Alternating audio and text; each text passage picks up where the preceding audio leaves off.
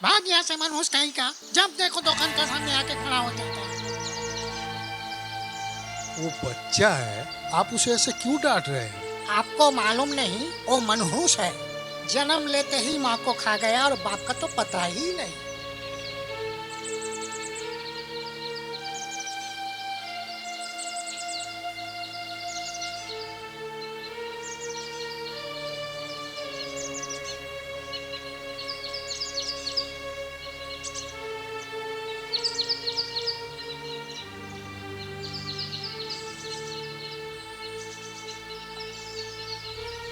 तुम्हें तो भूख लगी है ना? ये ले, बिस्कुट खा।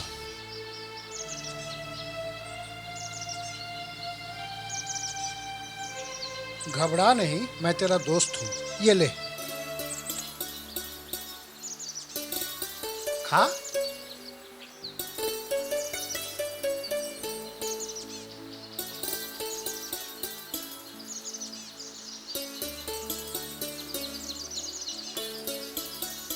क्या रे, तू यहाँ बिस्कुट खा रहा है और मैं तुझे चारों तरफ ढूंढ रहा हूँ। आप इसे जानते हैं? नहीं, कल इधर से गुजर रहा था तो इसने मुझसे खाना मांगा। फिर मैंने सोचा इतनी सी बच्चा भीख मांग रहा। बाद में पता चला इसका कोई नहीं है, तो मैंने सोचा घर में जाके बात करके इसे ले जाऊंगा। इसलिए लेने आया हूँ, बेटा बनाने के लिए।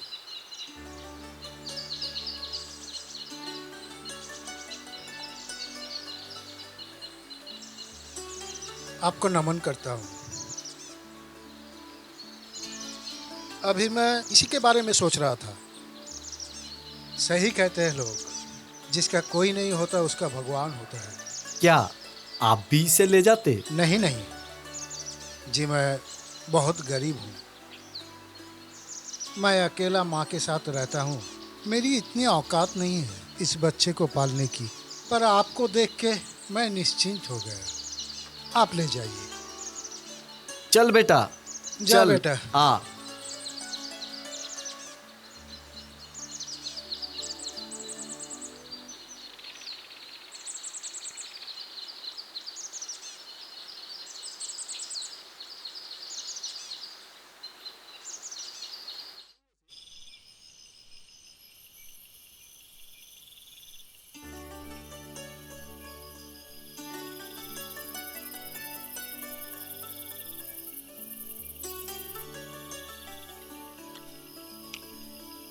अरे बेटा, नौकरी का कुछ हुआ?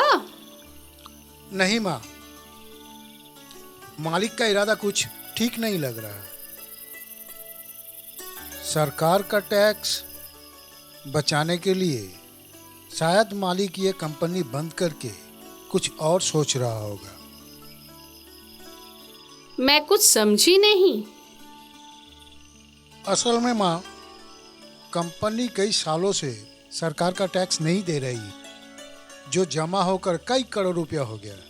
अगर कंपनी रही तो पूरा पैसा चुकाना पड़ेगा। इसलिए मालिक वो रुपया बचाने के लिए पहले लॉस दिखा के ये कंपनी बंद करके कुछ और करेगा। कंपनी में जो सब लेबर हैं, उन सब का क्या होगा? कुछ स्टाफ को हैदराबाद कंपनी में भेजना चाहते हैं। तुझे भी? ये घर को छोड़ के? क्या माँ, अब वहाँ पर जहाँ हम लोग रहेंगे वो भी तो एक घर ही होगा ना। ऐसा नहीं हो सकता कि तू चला जाए और मैं रह जाऊं। और कब तक पापा की याद में यहाँ पड़ी रहोगी? अगर आना होता तो कभी के चले आते। कुछ भी हो, मैं कहीं नहीं जाऊंगी। ठीक है, मैं कुछ सोचता हूँ, पहले तुम खा लो।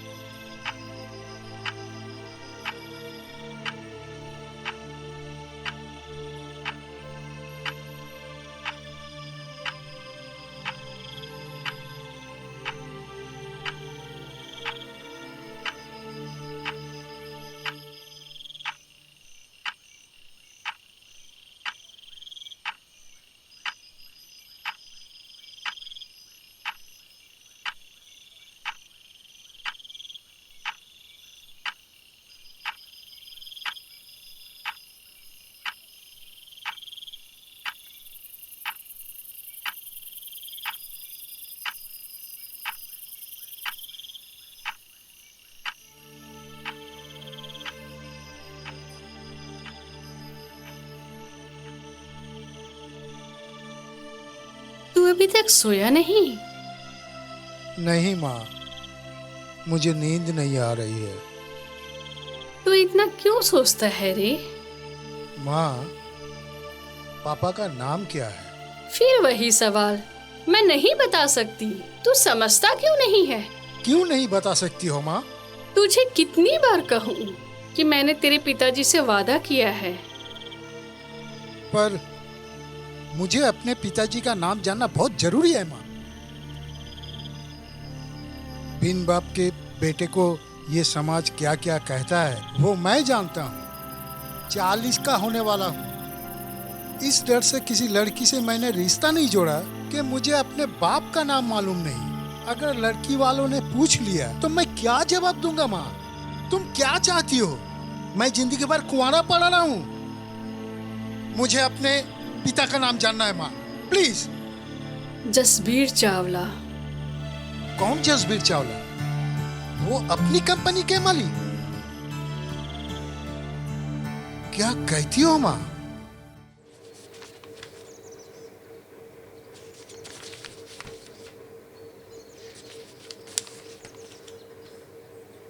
सर ये लीजिए।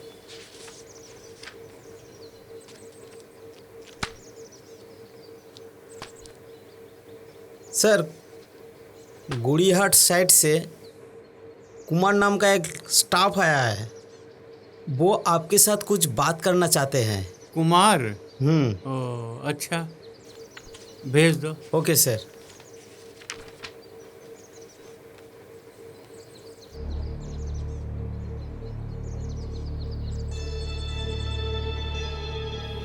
May I come in, sir? Yes, come इन।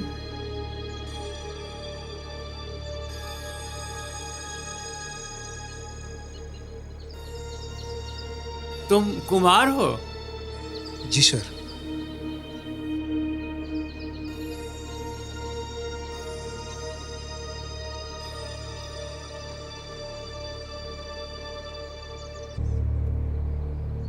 बैठो।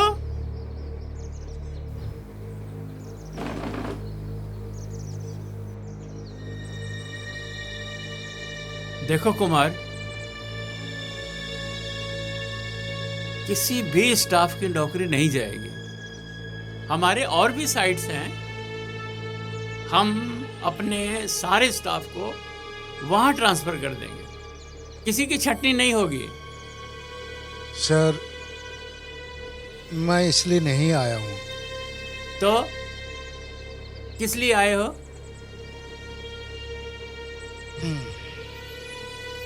मैं आया हूँ आपको एक कहानी सुनाने। कहानी? कैसी कहानी? तुम्हारा दिमाग तो ठीक है? यहाँ बैठकर अभी मैं तुम्हारी कहानी सुनूं?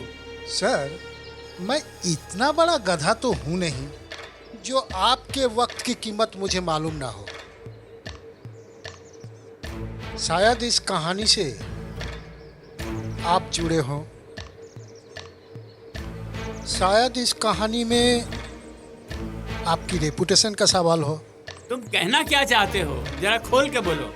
कुछ नहीं सर, मैं सिर्फ आपको एक कहानी सुनाना चाहता हूँ और आप इसे चुपचाप सुनेंगे बस।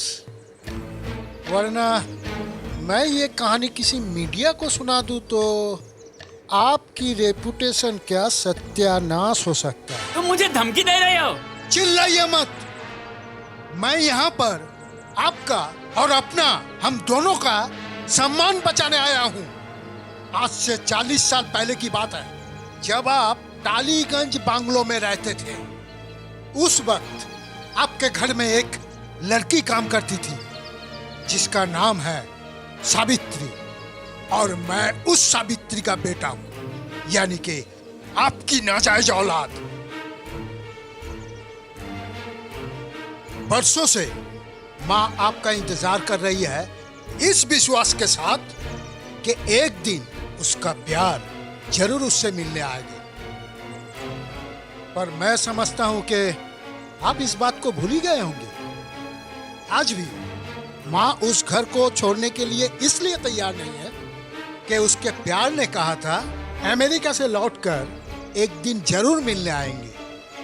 क्यों, कहानी अच्छी नहीं लगी?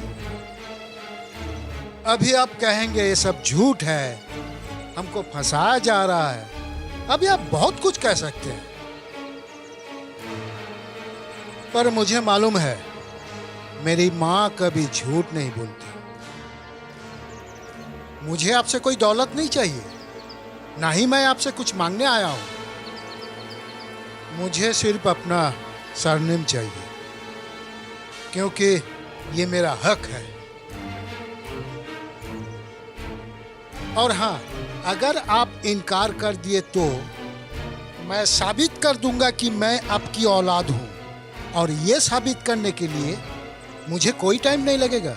आप अच्छी तरह जानते हैं कि आज की टेक्नोलॉजी में ये साबित करना कोई बड़ी बात नहीं है।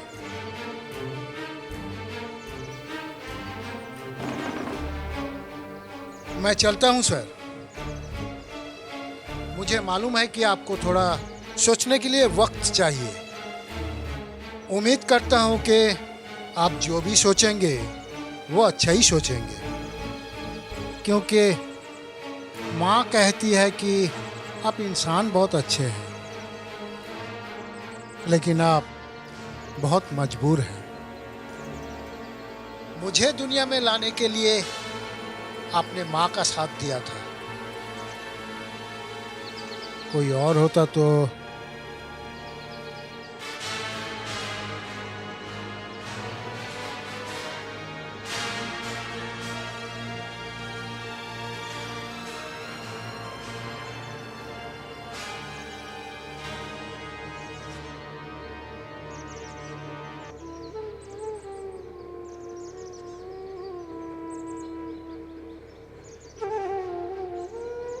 शादीशुदा होते हुए भी बार बार क्यों मुझे अपनी ओर खींच लेते हो?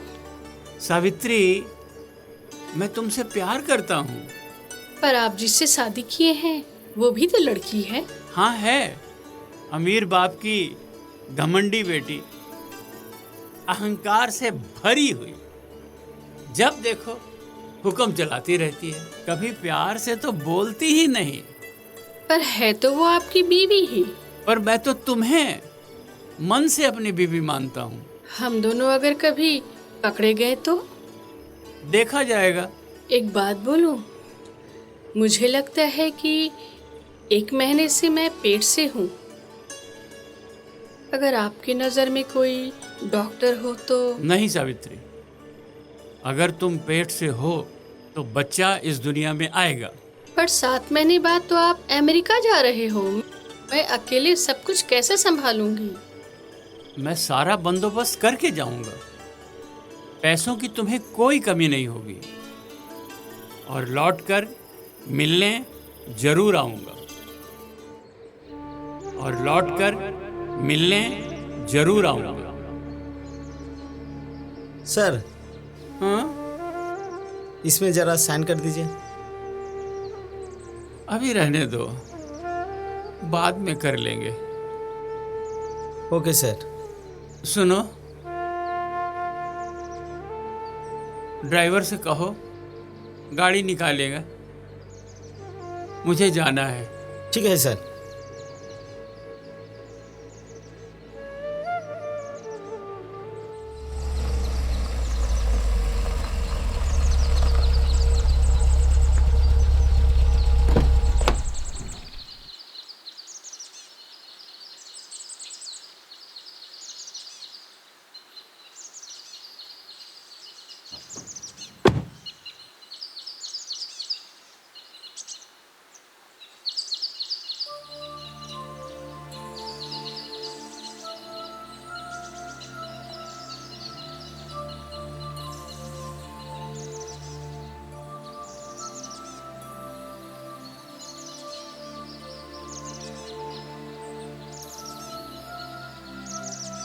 पहचान पाई हो सावित्री? जसवीर, क्या करते हैं आप?